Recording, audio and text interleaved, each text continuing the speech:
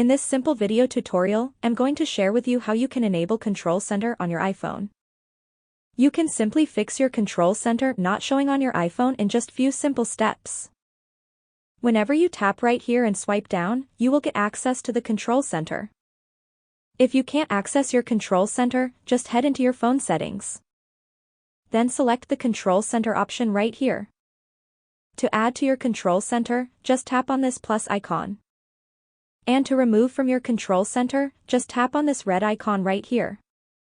Your iPhone Control Center is enabled by default. Although you will have to also enable this option on. When it's enabled on, you will get access to your Control Center while using other apps. Right here I'm in my phone settings.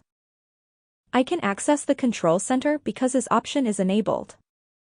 If it's off, I can only access the Control Center when I'm on my home screen.